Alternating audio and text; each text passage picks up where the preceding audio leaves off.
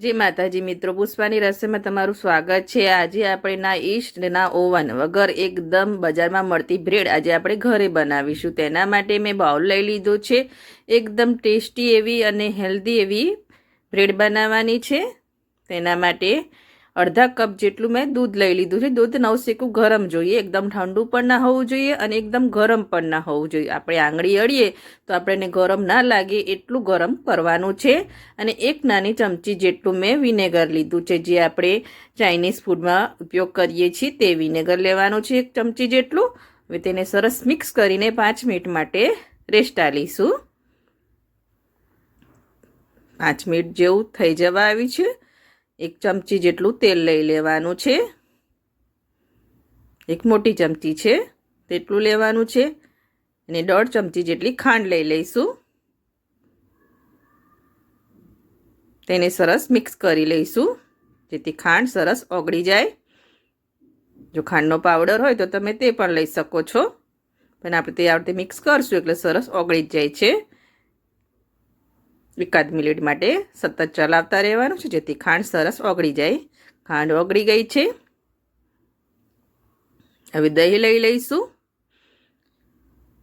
2 થી 3 ચમચી જેટલું મેં દહીં લીધું છે। મીડિયમ ખાટું દહીં લીધું છે, એકદમ ખાટું દહીં નથી લેવાનું અને રૂમ ટેમ્પરેચર વાળું લેવાનું છે, જે ફ્રીજમાં ના મૂકેલું હોય તેવું દહીં લઈશું આપણે।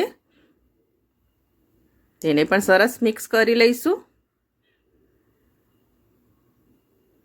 તેને સાઈડમાં મૂકી દઈશું। આપણે જેમાં બ્રેડ બનાવવાની છે તેને આપણે તેલથી ગ્રીસ કરી લેવાનું છે। મારે 3 ઇંચનું મોલ્ડ છે, તમે 7 ઇંચનું અને 5 ઇંચનું આવે છે તેવું પણ લઈ શકો છો। તમારી જોડે જે સાઈઝનું હોય તે સાઈઝનું લઈ લેવાનું। તેલથી ગ્રીસ કરી લઈશું। અને આજે આપણે કઢાઈમાં આપણે બનાવીશું બ્રેડ। તેલથી સરસ ગ્રીસ કરી લીધું છે, બધી સાઈડ સરસ તેલથી ગ્રીસ કરી લેવાનું છે। દૂધવાળું મિક્સરને લઈ લઈશું, એકવાર ચલાવી લઈશું આ રીતે। હવે તેના ઉપર આપણે જાળી મૂકી દઈશું, ચાળણી। લોટ આપણે બધો ચારીને જ લેવાનો છે। 1.5 કપ જેટલો આપણે મેદાનો લોટ લઈશું। જો તમારે મેદાનો લોટનો ઉપયોગ ના કરવો હોય તો તમે ઘઉંનો લોટ પણ લઈ શકો છો, પણ આજે આપણે મેદાના લોટની બનાવીશું એટલે મેં 1.5 કપ જેટલો મેં મેદાનો લોટ લીધો છે। અને 1 પાઉચ મેં મિલ્ક પાવડર લીધો છે, 2 ચમચી જેટલો મિલ્ક પાવડર લેવાનો છે। બજારમાં મળતી બ્રેડમાં મિલ્ક પાવડર હોય છે જ। અને 1 નાની ચમચી મેં બેકિંગ પાવડર લીધો છે મેં, અને તેને કમ્પ્લીટ 1 ચમચી જેટલો જ લીધો છે, વધારે નથી લેવાનો। અને સ્વાદ અનુસાર મીઠું લઈ લઈશું। આપણે બેકિંગ સોડા નથી લીધો, આપણે બેકિંગ પાવડર જ લીધો છે। આજે બેકિંગ સોડાનો ઉપયોગ કર્યા વગર જ આપણે એકદમ ફૂલીને જાળીદાર બ્રેડ બનાવવાની છે। લોટને ચારી લીધા છે। હવે કટઅપ કરીને જ એને મિક્સ કરવાનું છે, હલકા હાથે મિક્સ કરવાનું છે, ઓવર મિક્સ નથી કરવાનું। અને જરૂર પડશે તો આપણે દૂધ બીજું એડ કરીશું। પહેલાં આપણે અડધો કપ જ દૂધ લીધું છે, મિક્સ કરીશું। કટઅપ કરીને કર્યું છે, હજુ દૂધની જરૂર પડશે। 2 થી 3 ચમચી જેટલું ફરીથી મેં નાની વાટકીમાં દૂધ લઈ લીધું છે, તે એડ કરી દઈશું। એટલે અડધો કપ દૂધમાં આપણે 2-3 ચમચી વધારે દૂધ લીધું છે। જરૂર પૂરતું જ દૂધ એડ કરવાનું છે, એકદમ લિક્વિડ ફોર્મમાં નથી કરી દેવાનું આપણે આ બેટરને। જો સરસ મિક્સ કરી દીધું છે અને કટઅપ કરીને જ કર્યું છે। જો આવું બ્રેડનું બેટર હોવું જોઈએ, એકદમ લિક્વિડ ફોર્મમાં નહીં હોવાનું। જો મિક્સ કરી દીધું છે કટઅપ કરીને, આ રીતે કટઅપ કરીને કરી દીધું છે। જો એકદમ સ્ટીકી ફોર્મમાં થઈ ગયું છે, ઇલાસ્ટિક ટાઈપ જો એવું બેટર હોવું જોઈએ। બાજુમાં આપણે કઢાઈ મૂકી દીધી છે બેક કરવા માટે, અને બેકિંગ મીઠું છે તે મેં લઈ લીધું છે, એકદમ ગરમ કરી લેવાનું છે।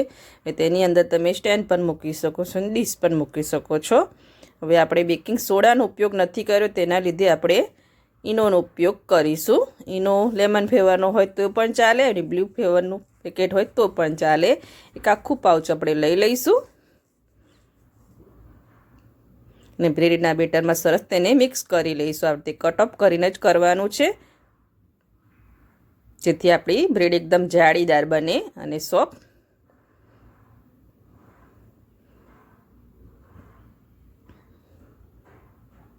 જો કટઅપ કરીને મિક્સ કરી લીધું છે સરસ.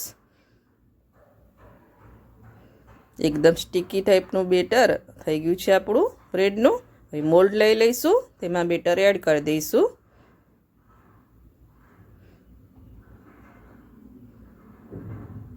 તમે આ બ્રેડનું મોલ્ડ થોડું મોટું હોય તો બહુ સારું, મારે થોડું નાનું પડ્યું છે. તમે 5 ઇંચનું કાં તો 7 ઇંચનું મોલ્ડ લઈ શકો છો. કઢાઈ પણ એકદમ હીટ થઈ ગઈ છે. એક ડીશ મૂકી દઈશું, તેના પર આપણે બ્રેડનું મોલ્ડ મૂકી દઈશું. તેને ઢાંકીને આપણે મૂકી દઈશું 40 થી 50 મિનિટ માટે. તેને ધીમી આંચે બેક થવા દેવાની છે બ્રેડને. વચમાં તમારે ચેક કરવું હોય તો 40 મિનિટે ચેક કરી લેવાનું, અને પછી લાગે બાકી તો ફરીથી ઢાંકીને મૂકી દેવાનું. મારે 50 મિનિટ ઉપર 5 મિનિટ એટલે 55 મિનિટ જેવું થઈ ગયું છે ત્યારે મારી બ્રેડ રેડી થઈ છે. જો એકદમ આંચ મીડિયમ હતી અને બાજુમાં પણ એકદમ કલર આવી ગયો છે બ્રેડની. હવે આપણે સ્ટીક નાખીને ચેક કરી લઈશું. આપણે સ્ટીક ક્લીન નીકળે તો સમજી જવાનું, આ રીતે ચેક કરી લેવાનું. 40 મિનિટમાં પણ તમારે ચેક કરી લેવાનું. બ્રેડને નીચે લઈ લીધી છે, ઉપરનો ભાગ થોડો ડ્રાય થઈ જાય છે એટલે તેના પર તેલ લગાવી લઈશું. ગરમ જ હોય છે. અને તેને હવે કપડાથી ઢાંકીને આપણે મૂકી દઈશું અડધો કલાક માટે, જેથી ઠંડી થઈ જાય. પછી તેને આપણે બહાર લઈશું, એકદમ ઢાંકીને મૂકી દઈશું. ને નીચે તમારે જો જારીવાળું સ્ટેન્ડ હોય તો તે મૂકી દેવાનું, એટલે નીચેથી પણ સરસ બ્રેડ ઠંડી થઈ જાય. અડધો કલાક જેવું થઈ ગયું છે. જો તે સ્ટેન્ડ મૂકી દીધું હતું મેં નીચે.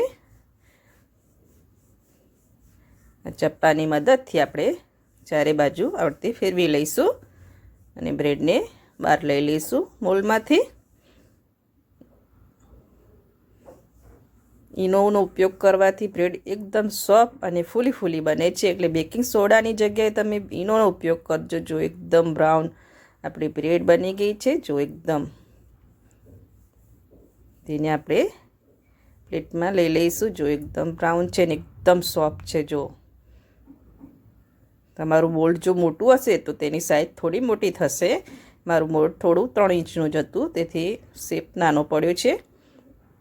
તો તમે મોલ્ડ લાવો તો તમે 7 થી 5 ઇંચનું આવે છે તે લઈ લેવાનું. હવે તેને કટ કરી લઈશું પીસમાં. આ રીતે કાંટાવાળી ચપ્પુ હોય તેનાથી કટ કરવાનું છે. એકદમ ક્લીનવાળું ચપ્પુ હશે તો તેની કટ થાય. હવે આરી ટાઈપનું ચપ્પુ આવે છે તેનાથી કટ કરી લેવાનું છે. જો એકદમ જાળી પડી છે ને આપણી બ્રેડમાં, એકદમ સોફ્ટ અને જાળીદાર આપણી બ્રેડ બની છે મેદાની. ફટાફટ બની જાય છે. બધા પીસ કટ કરી લીધા છે. અને જો તમને મારી बिना ईस्ट અને ઓવન વગરની બ્રેડની રેસીપી ગમતી હોય તો મારા વિડીયોને લાઈક કરજો, સબસ્ક્રાઈબ કરજો અને બેલ આઇકન જરૂરથી દબાવજો. એકદમ ટેસ્ટી એવી હોમમેડ બ્રેડ બનીને રેડી છે.